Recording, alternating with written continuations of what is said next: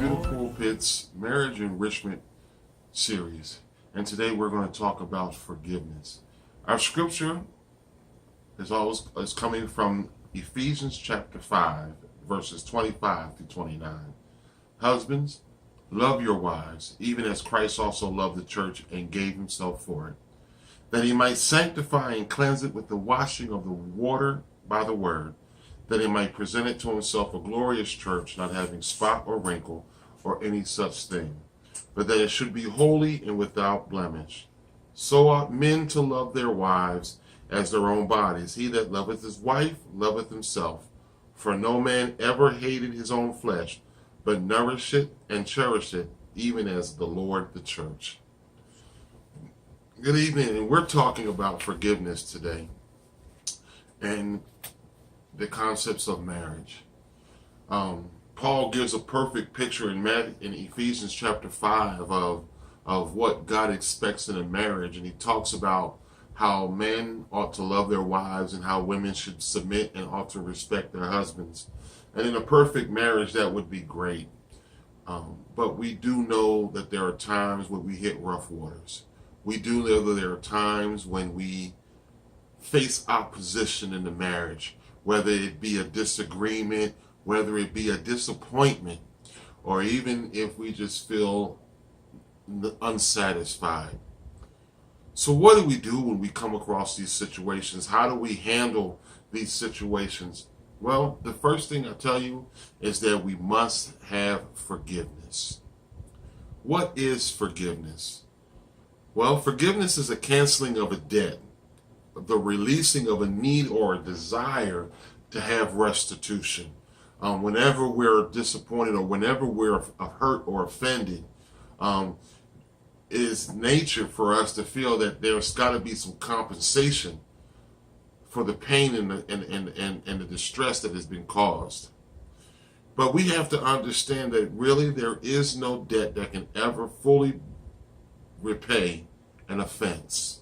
Just as the only recompense for sin is death, sometimes death is almost some things that we require in a recompense of an offense. But just like God's grace and forgiveness was shown on the cross, we even have to show that same type of forgiveness in our relationships. Forgiveness is the balm that soothes the injured soul. It's not justifying what happened. It's not denying that it ever happened.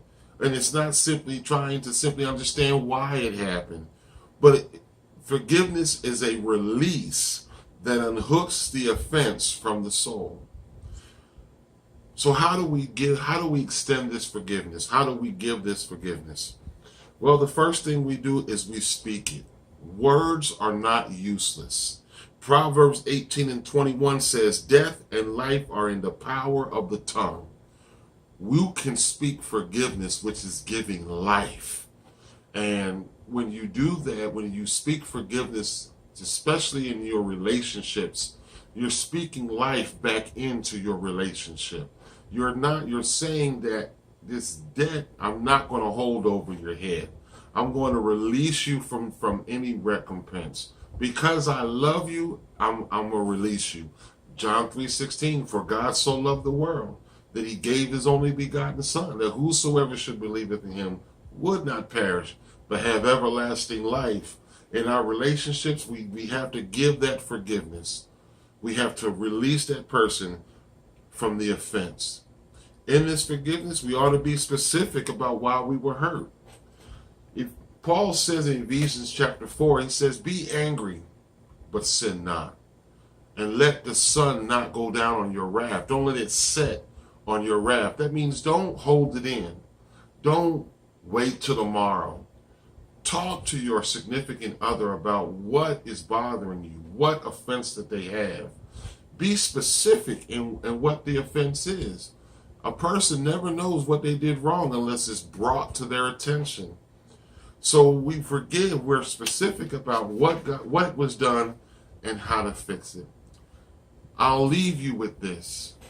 Jesus said in Matthew chapter 5, verses 23 to 24, he says, If you're going to go to the altar and leave your gift, that means if we're going to go in prayer, if we're going to church and we're going to give some type of offering, God says this: leave your gift at the altar and first be reconciled to your brother or your sister.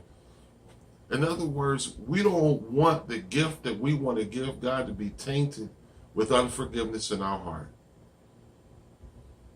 It says love believes all things, endures all things, hopes in all things. So out of love, let's forgive. Let's be reconciled one to another. Mend the relationship with the balm of forgiveness, and you'll see the effects of God's work at hand. This has been a quick Bible study on forgiveness in the realms of relationships. Thank you for tuning in to Pulpit Ministries.